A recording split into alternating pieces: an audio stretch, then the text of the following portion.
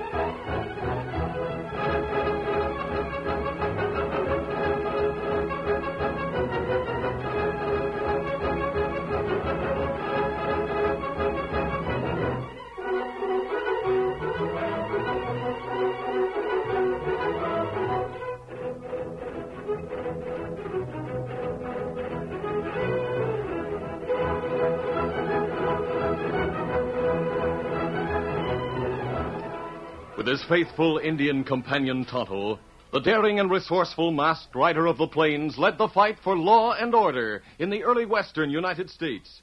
Nowhere in the pages of history can one find a greater champion of justice.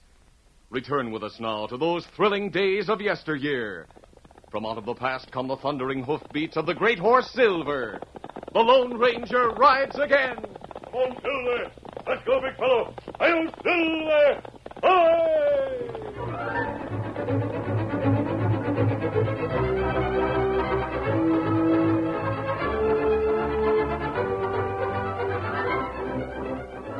Dan Reed, 14-year-old nephew of the Lone Ranger, had gone by stage to visit friends in a town some distance away, and was returning by stagecoach to join the Lone Ranger and Tonto in their camp near Sandrock. Get up there!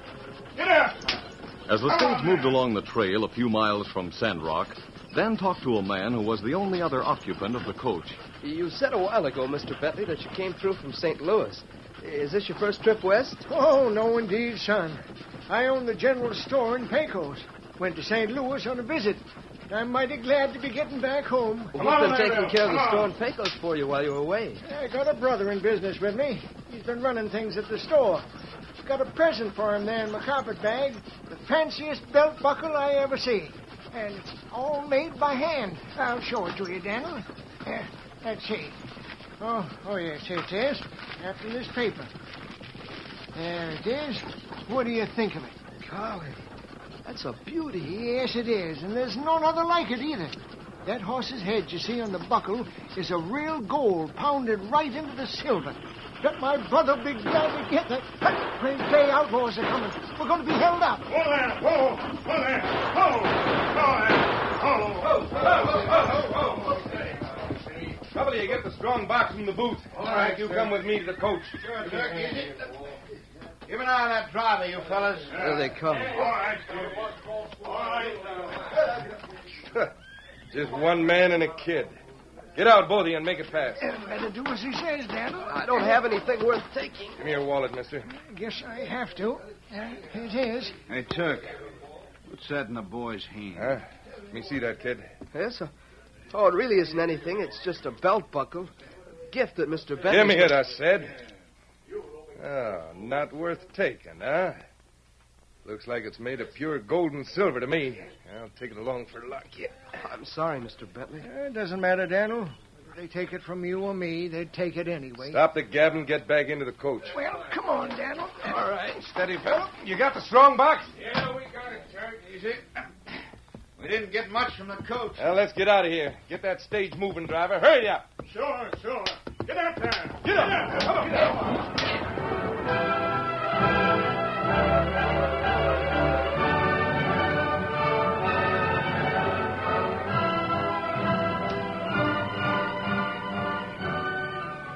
A short time later, the stage arrived in Sandrock. Dan and Mr. Bentley made a report to the sheriff about the robbery. Then Mr. Bentley continued his long journey to Pecos. Meanwhile, Dan got his horse Victor at the livery stable and rode to the camp in the hills where the Lone Ranger and Tonto were waiting. Dan told them about the stage robbery. It's too bad Mr. Bentley lost the buckle he was taking to his brother. Yes, it is, Dan. Oh, did you get a good look at the outlaws? No, sir. That is, they wore bandanas on the lower part of their faces. I see. One of them was named Turk. He seemed to be the leader.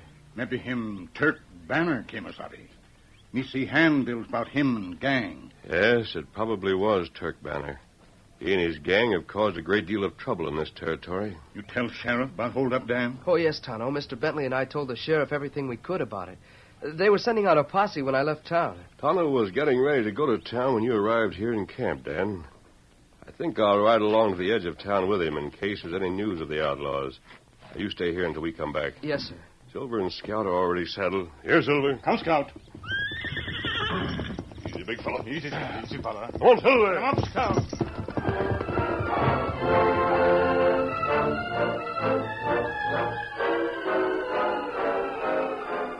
After the Lone Ranger and Tonto had left the camp, Dan decided to rest a bit.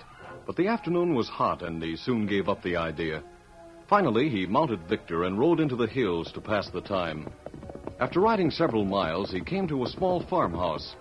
Dan decided to stop and get a drink of water from the well. Oh, Victor. Oh, boy. Easy, fella. Steady, boy.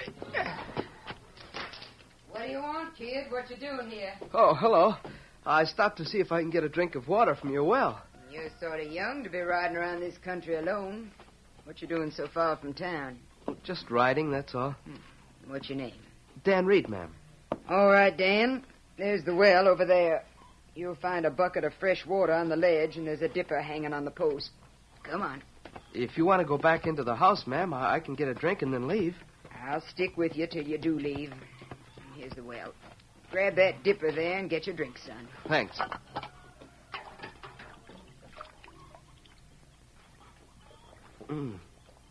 That's good water. Cold, too.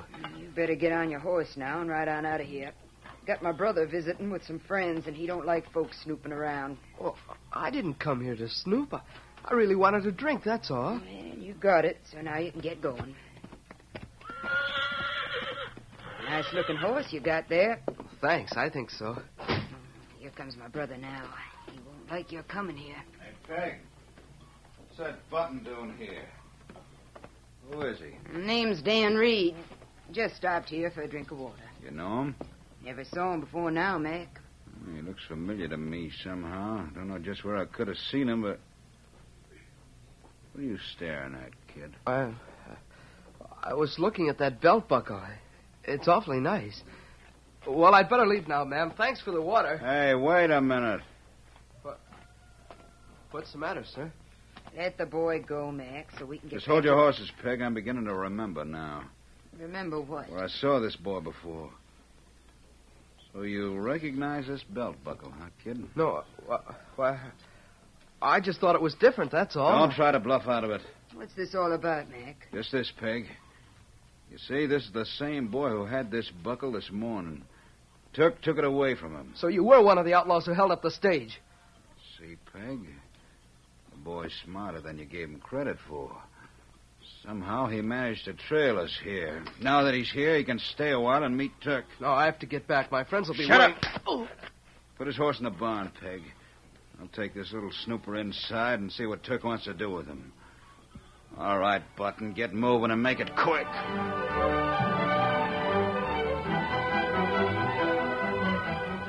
Tonto waited in town that afternoon until the posse returned with the report that they had not been able to find the outlaws.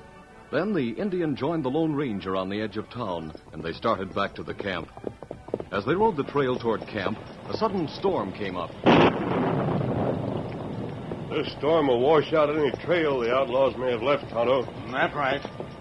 Good thing we build lean-to at camp and be able to keep plenty dry. Yes, and we'll have a change of dry clothing waiting for us. Let's hurry, Tonto. I want to get to camp in time to fix supper. Dan must be hungry after his trip and after waiting so long for us. Come on, Silver. Come on,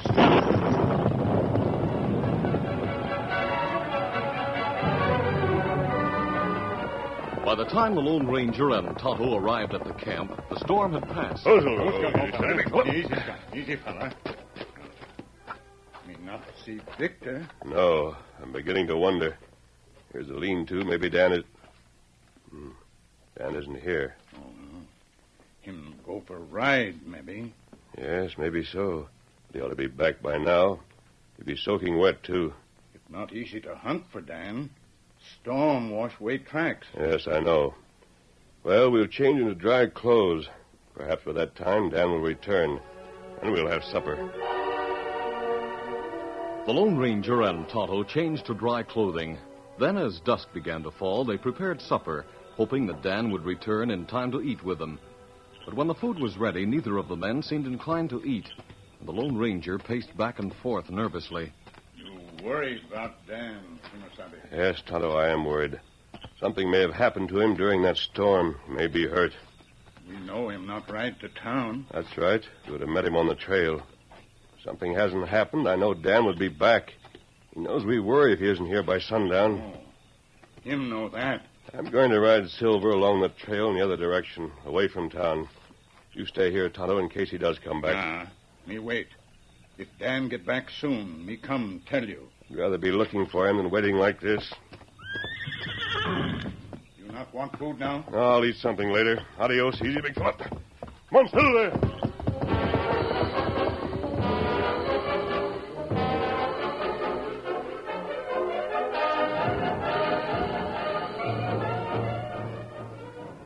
Meantime, at the farm hideout of the outlaw gang, Dan had been tied up and put on a cot in the bedroom just off the living room. The outlaws had eaten their supper. Then Turk, with Mac and his sister Peg, entered the room where Dan lay. Turk placed a lighted lamp on the table. Then he approached the cot.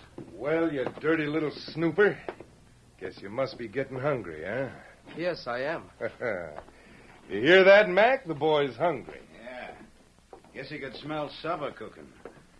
Mighty nice supper we had, too. Sure was. The kid's going to be begging for food before we're through with him. That is, unless he tells us who knows he came here and who sent him asking for water. I told you nobody sent me. I was out riding and wanted water, that's all. If he's really telling the truth, Turk, we got nothing to worry about. As long as he don't get away. I think we ought to give him a little food anyhow, Turk. He's just a boy, you know. Yeah, but a doggone smart one. We're leaving here tomorrow. We'll have to get rid of him before then. You can just leave him here. I'll keep him tied up a few days, then let him go. Folks won't believe any story he tells about finding outlaws here. It'd be his word against mine. Are you loco, Peg? His folks would have missed him. And the fact that you kept him here would cause suspicion. The sheriff would question you till he found out something. Well, what are you planning to do with him then? I'm leaving that up to Turk. It's his gang. What do you got on your mind, Turk? If you shoot the boy, they might tie it onto the gang somehow. Then we'll be hunted for murder. Nah. Nah. He won't be alive when they find him, Mac. But they won't think it was murder either. They'll believe it was an accident. But there's one thing that you can be sure of. Before we leave this territory, that nosy kid's gonna be dead.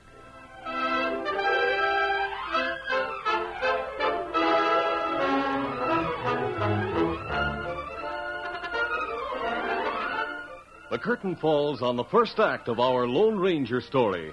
Before the next exciting scenes, please permit us to pause for just a few moments.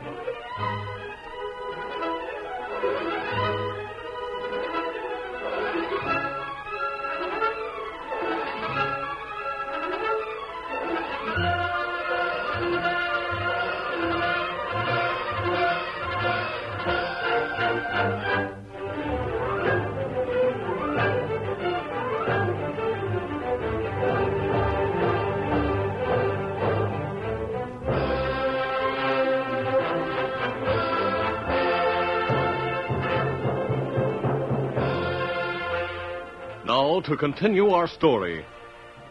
Turk Banner, leader of the outlaw gang, told Mac, one of the outlaws, and his sister Peg, that Dan Reed would be dead when the gang left the territory.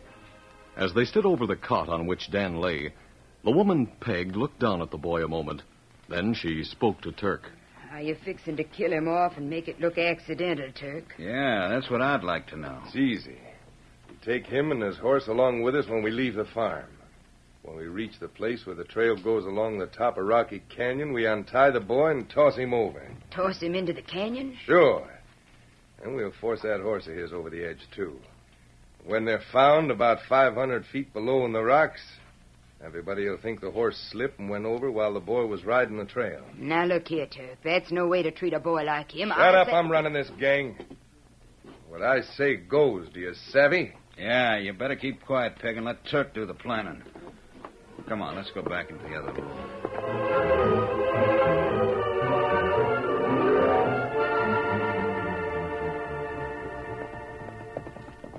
For several hours, the Lone Ranger hunted for some sign left by Dan, but was not successful. Finally, he returned to the camp where Tonto was waiting. Oh, Silver, hobo, easy, steady now.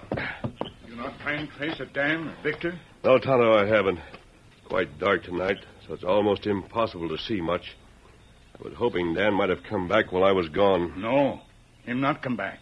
And Victor not come back. I'm inclined to think he's run into trouble that's not accidental. Otherwise, if Dan were hurt somewhere, he'd send Victor back to the camp. That's right. And what we do now? It's almost morning, Tonto. We'll try to rest a bit. Then at dawn, we'll set out again.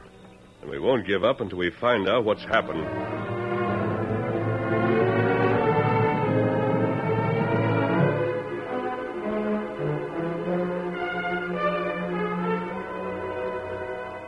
During the first part of the night, Dan slept fitfully. Dawn was just a short time away when he was awakened by someone shaking his shoulder. Hey, boy, wake up. What? Be quiet. I waited till they were all asleep. Brought you some bread and a glass of milk. Oh, golly, thanks.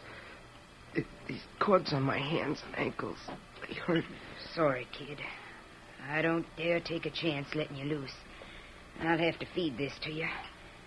I wish you hadn't come here. Sure hate to see a nice kid like you end up the way they planned for you. That Turk's a mean one. He'll do what he says he will. I wish I could do something, but I just can't. I know you can't let me go, but maybe there is one thing you could do that wouldn't get you into trouble with them. What's that? Well, it's my horse. Victor means a lot to me. I don't want him pushed over the cliff. I was thinking maybe you could get to the barn and let him go. Say, I gotta give you credit, Dan.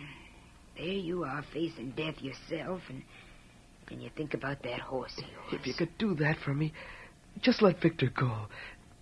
They could think he broke loose. Well, all right. I'll sneak out to the barn and turn the horse loose like you want, kid. It's the most I can do for you. Now you better take your bread and milk before someone wakes up and finds me in here.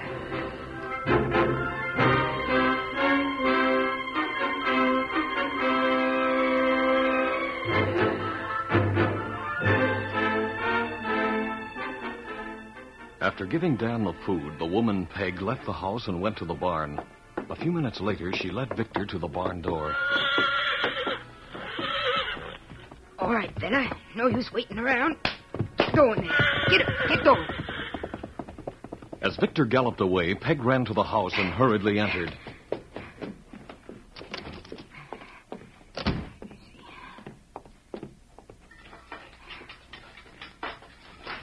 Hey, Peg, you just rode away from here. Nobody did, Mac. I heard hoofs, so I ran to the door just in time to see that boy's horse leaving. He must have broke loose. You sure no one was on him? Positive. With dawn breaking, it's easy to see. What are you doing up so early? I thought Turk might want to make an early start. Got up to get breakfast ready just in case. Good idea. Turk's going to be mad about that horse getting loose, but it can't be helped. I better go in and tell him about it. By the time Victor reached the camp after some time of hard running, the Lone Ranger and Tonto were already up, getting ready to hunt for Dan. Sorry. Here's Victor. Him run plenty hard. Yes, but look, he isn't wearing his saddle. That's right. Hurry, Tonto. We'll backtrack on Victor until we find Dan. Take Victor with us. Here, Silver. Come, Scout. You lead Victor. Easy, big fella. Scout, easy, fella. Come on, Silver. Get on, Scout. Come, Victor.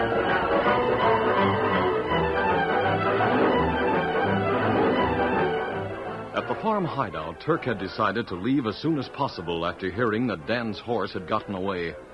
The outlaws ate a hasty breakfast.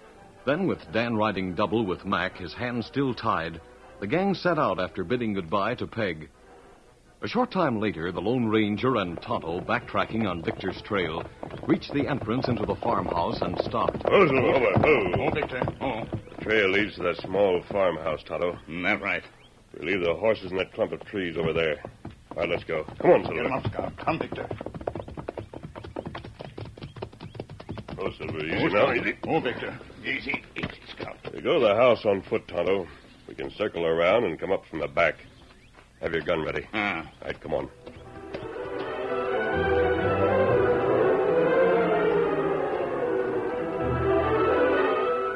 The woman, Peg, was busy in the kitchen of the farmhouse when the back door suddenly opened and she stared into the gun of a masked man. All right, don't move.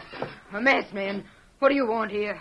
My friend and I made sure you were alone right now, but there were others here. Where's the boy? Boy? What boy? Stop stalling. I know he was here. Where is he? He went with the others. It's no use Tell trying me who went with him and where they went, or I'll... Mom, you're hurting me. Answer me. Who took that boy away from here, and where did they go? It's Turk Banner and the others. Turk Banner, so that's it. Where'd they take the boy? Let go of my arm and I'll tell you.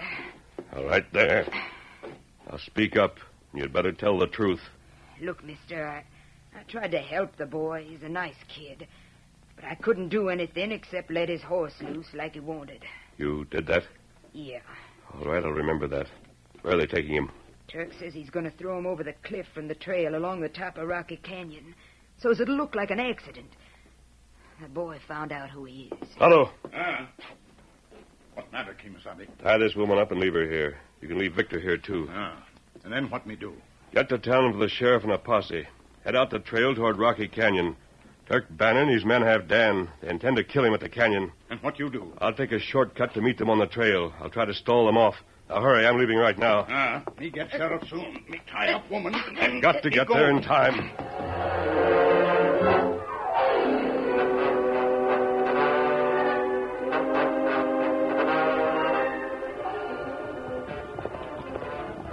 Sometime later, Turk and his men rode along the trail that led to the rim of Rocky Canyon.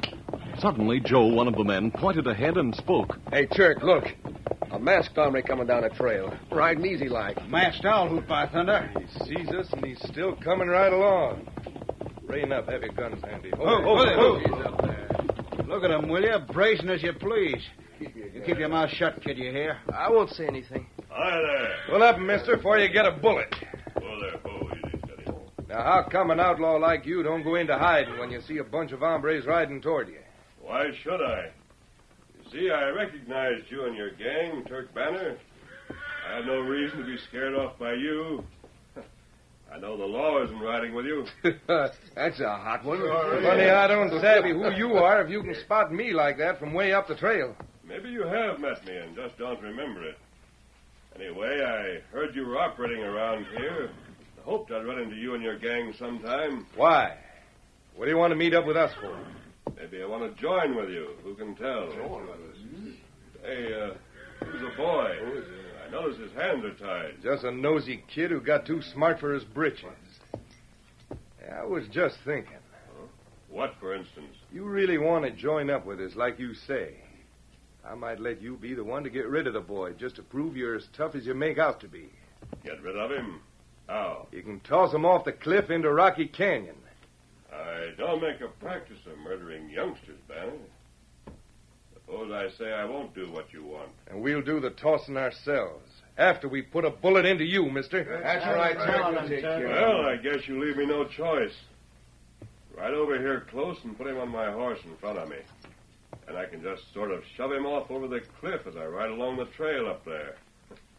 I won't even have to stop. But I can sling him farther than you at that, Turk. Hey, hombre. That masked hombre covered, men, while I put the boy on his horse. Come on. I'll grab his arm and help. All right, come on, son. There he is. As Turk Banner leaned across to help Dan from his horse to the Lone Ranger's horse, the Lone Ranger suddenly grabbed the outlaw's arm with one hand, while the other planted a gun in Turk's side. Don't move or I'll shoot. What the... Now, tell your men to throw down their guns before I put a bullet in you, Banner. He's got the drop on me. All of you better For yourself. We're not putting down our guns. We can plug him and the kid, too. No, don't shoot. He'll kill me. Let him have it, men. Forget about Turk. Hey, Bossy, coming behind us. Take this, Banner. As Turk fell from his horse, the Lone Ranger grabbed a knife from his belt and swiftly cut the cords that bound Dan's wrists. I'll give that kid a bullet. No, you won't. No, I'm hit. No. Drop your guns, off. Dan all right, Kemosabe? Yes, I am, Tonto. This is the masked man you told me about, eh? We've got 'em all, Sheriff. Turk Banner's out cold. That kid's to blame for all this. You recognize his belt buckle, I hail. Well, if he is, he deserves a lot of credit for getting the Banner gang. He'll even get the reward, looks like. The reward can go to charity, Sheriff. And that buckle will be evidence. And me tell Sheriff about woman at farm. She was nice to me and tried to help me. She didn't want them to kill me. I'm sure that will help her, Dan, when she comes to trial with the others. I'll see to that, mister. Good enough. We're right on ahead, Sheriff. We have to stop at that farm to pick up Dan's horse. See you later. Come on, Phil. Come up, stop. Hey, who is that kid, anyway? How'd he come to have a friend like that masked man? I don't rightly know who the kid is. But as to him having a masked man for a friend, that's something else again. He's a friend to anybody who's in trouble and worth helping. You and those other crooks ought to stop and think twice before you try to put something over on the Lone Ranger. Lone Ranger?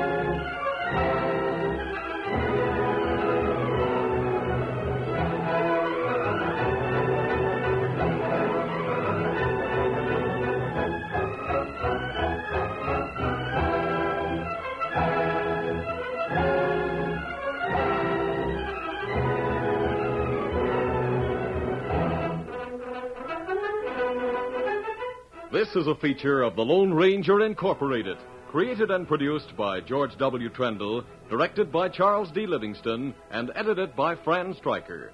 The part of the Lone Ranger is played by Brace Beamer.